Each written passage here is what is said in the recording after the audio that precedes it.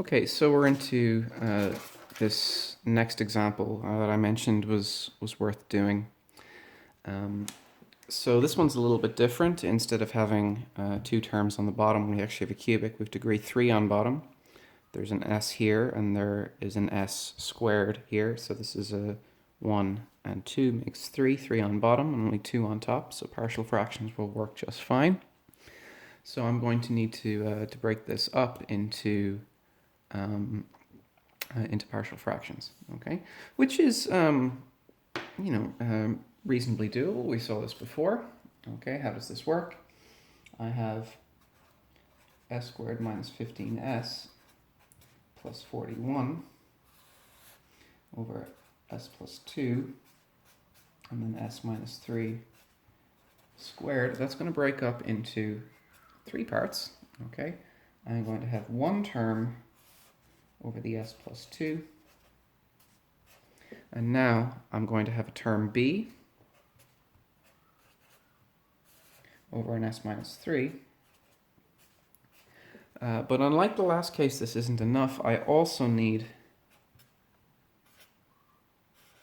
c over s minus 3 squared. Okay? And now, remember, once I do the split, I have to undo the split. Okay? So we can see here that I have an a on top, okay, and this s minus 2 on the s plus 2 on the bottom gets multiplied by an s minus 3 squared, so that means the a must get multiplied by an s minus 3 squared, okay? And I have a b. I have an s minus 3 here, which gets multiplied by an s plus 2 and an s minus 3, so I have s plus 2 by s minus 3, okay? And then I have a c term, and the s minus 3 squared on the bottom gets multiplied by an s plus 2, so this is c times s plus 2, like that, okay? That's my numerator. And then I have my original denominator again, s plus 2, s minus 3 squared. Now this was one of the ones that people didn't like so much, but we'll work our way through it, okay? So now I need to solve for a, b, and c. So I have that s squared minus 15s plus 41 is equal to, and I'm going to write it as like a stack. I have a times s minus 3 squared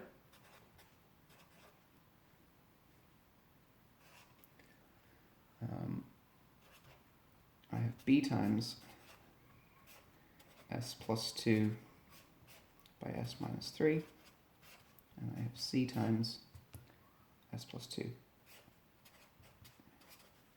Like that. Okay.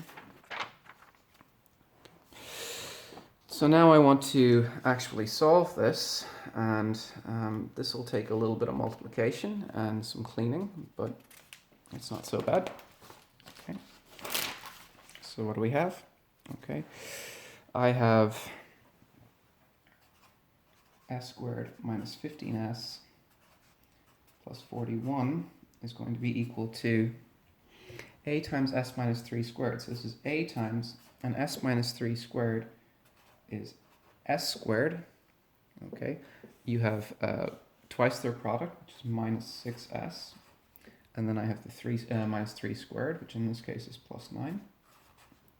Okay, so that's all of the stuff that's going to multiply the a. I have a b term. I have s plus 2 and s minus 3, so I have an s squared, okay? I have mixed signs, okay, so I know I'm going to end up with a negative number. I have plus 2 and minus 3, okay, plus 2 and minus 3, that makes minus s. And then I have a minus 6, okay, and then finally I have a c, and the c is simple and straightforward. It's c times s plus 2.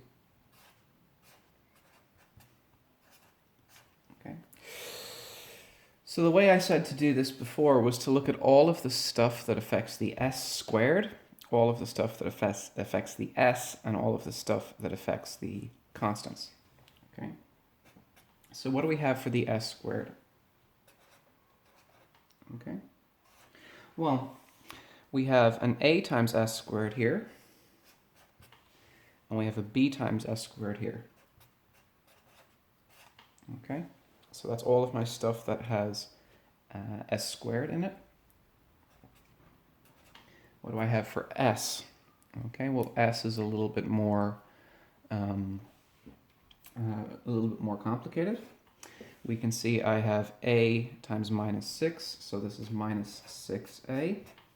Okay, I have b times minus s, so that's minus b. Okay, and then what do I have? I have c times positive s, so that's plus c.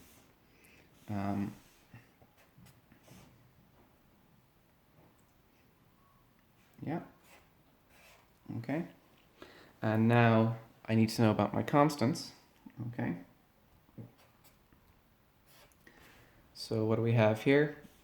We have 9a. I have minus 6b. Okay, from b times minus 6. And I have 2c. Okay. So, this is a collection of equations. Okay, so what do I have? I have the a plus b has to be the same as the coefficient here, so a plus b has to be the same thing as 1. Okay?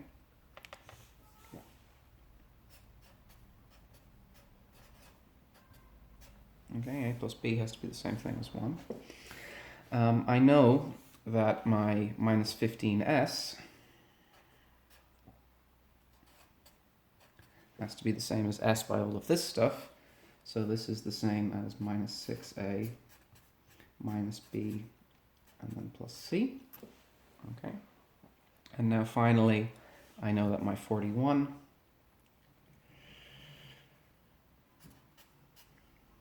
is what?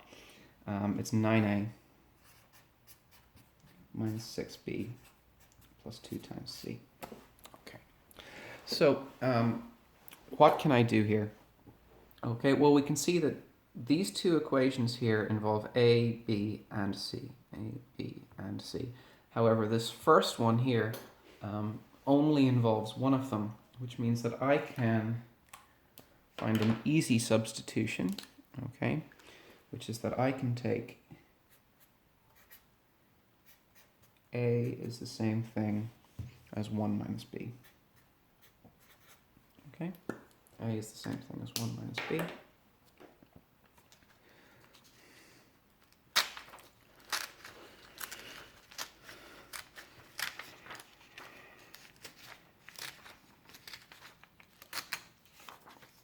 Okay, and now I can rewrite these two equations using this information. Okay, so what do I have here? When I do this, I know that, okay, minus 15 is the same thing as minus 6a, great, okay,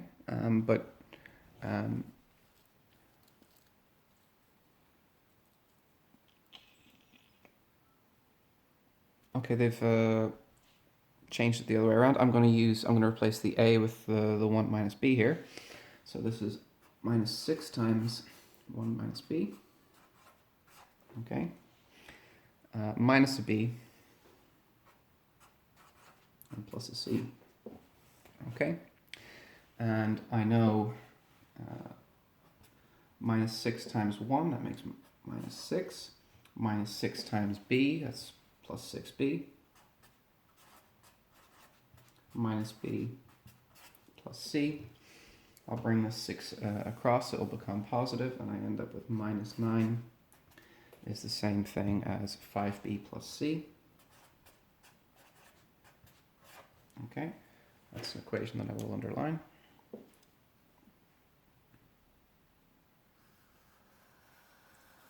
Okay.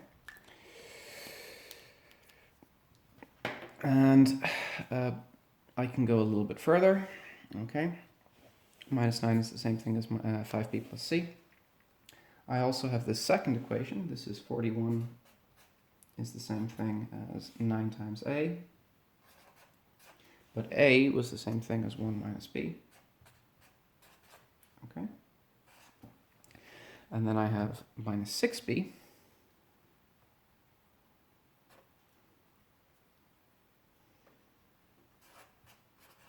And plus 2c. Okay. So what do I have here? Okay, 9 times 1 is 9, minus 9b, minus 6b, plus 2c. And what do I have? I can bring the 9 across. It'll become negative. I'll have 32 here. Okay. And then I would have, let's see, minus 9 minus 6, that's minus 15, plus the 2c. Okay? Great. So I now have two equations in two variables, and I can go and solve relatively simply. Okay, so I have 32, I have minus 15b plus 2c is equal to 32. And I also have a different equation here. I have, that's one equation that I have. And I also have this other equation. I have minus 9. Oh, sorry, I don't want to do it like that. I'm just going to scribble that out if that's okay. This is 5b plus c is equal to minus 9. Okay? That's my other equation.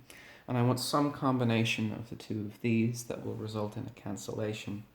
And there's a couple that I can see here immediately. The easiest one is just to multiply this equation here by minus 2. Minus 2 times that equation. And see what I'm left with. Okay? So this is going to give me minus 15. Okay? Minus 2 times 5. Okay? So that would be minus 15 minus 10, which is minus 25. Okay, and then what do I have? I have minus 2, I have 2c, and I have minus 2c, so there's no c's left. And then I have 32 and minus 18, 32 plus 18 is what I end up with, and that's 50. Okay, because this minus 2 here also has to multiply this minus 9, giving me a plus 18. And now I have then that b must be equal to minus 2. Okay, so that allows me to solve for b. Okay.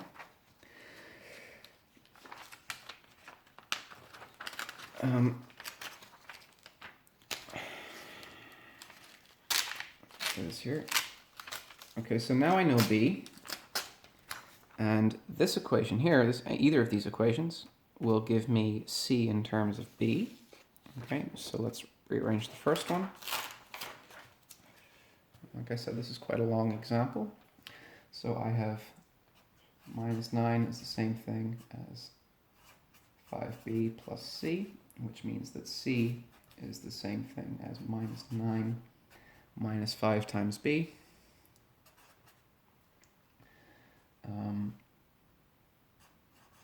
Which is equal to minus 9 minus 5 times minus 2 minus 9 plus 10, and that's equal to 1, so c equals 1.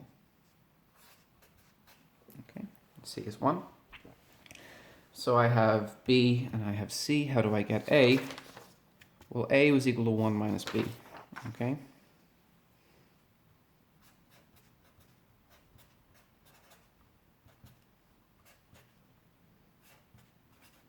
Which was 1 minus minus 2. Okay. So a equals 3. So just as a brief summary, I found that a is 3, b is minus 2, and c was 1.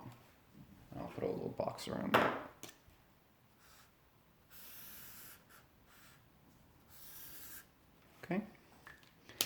Now, that's kind of an involved partial fraction, okay? There's a lot going on there. But I am now finally at a stage where I can return to my original expansion, okay? So this was my original expansion here, okay? Let's see if I can get everything in frame there. I think I can, okay? So now I want the inverse Laplace transform of this big mess, s squared minus 15s plus 41. And on the bottom here, s plus 2 and s minus 3 squared.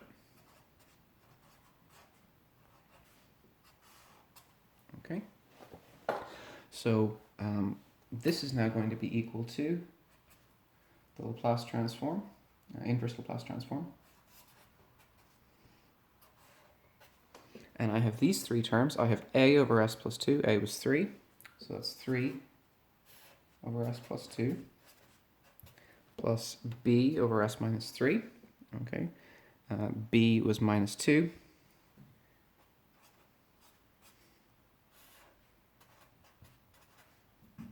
And c was 1.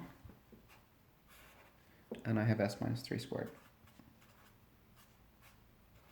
And close my bracket. Okay, which is equal to the sum of the inverse Laplace transforms. I have the Laplace transform, inverse Laplace transform for 3 over s plus 2. I have the inverse Laplace transform for minus 2 over s plus 3. Sorry, s minus 3. My mistake there, s minus 3. And I have the inverse Laplace transform for 1 over s minus 3 squared. The first two of these are relatively simple and straightforward. What do? I'm just going to return to my standard situations here, and they're both this first type. Okay, I have a multiplier of 3 for the first one, 3 on top. I have s plus 2, which has to be s minus a. That means that a must be minus 2. Okay, so that's e to the minus 2t. Okay. Okay. This next one is pretty simple too. I have a multiplier of minus 2, so minus 2. And then I have what? I have s minus 3 on the bottom. So that means I have, according to this here, e to the 3t. Okay, and this last one is unfortunately a little bit complicated because it doesn't look like anything here, except that it's really not so bad. Okay, it's actually one of these ones, but it uses the first shift theorem. Okay, so remember, I can shift the argument, okay, and this one I need to shift by minus 3, okay, so here I have to have a shift of I need to shift down by minus 3, which means I need an e to the 3t somewhere appearing, okay, and I'm just going to put this in red, okay, so this term is a little complicated. I want the inverse Laplace transform of 1 over s minus 3 squared. Like that. Okay, so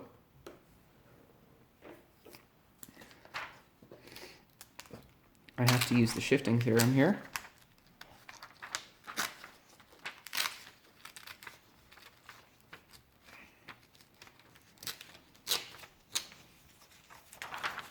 Let's see if I can keep that in frame. I can. Okay. So this one would be a shift on 1 over s squared. Okay. And 1 over s squared obviously has a power 2 on the bottom, okay? And that comes from what? Okay. Well, it's this way here, and we have a 2 on the bottom, so I have n plus 1 plus 1, okay? Which means that this is coming from just t, okay? T to the 1. T to the power 1, okay? So t to the power 1 gives me 1 over s squared, okay? And now I have a shift on it.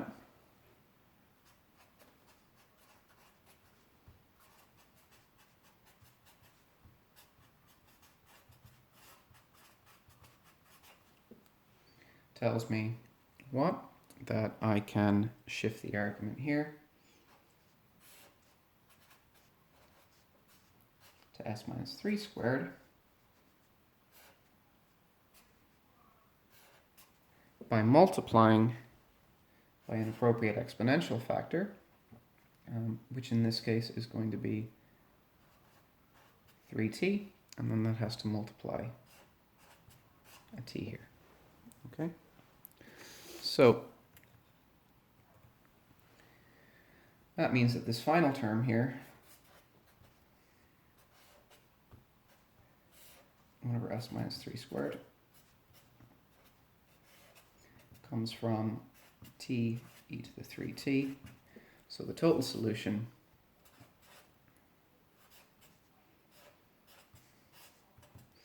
is what? It's 3 e to the minus 2t minus 2 times e to the 3t, and then I have plus t times e to the 3t. Okay, and that's my solution. Okay, and it's quite long, and it's quite involved, but it shows you that it can be done for larger, more complex systems, even with the information that we've been given. Okay.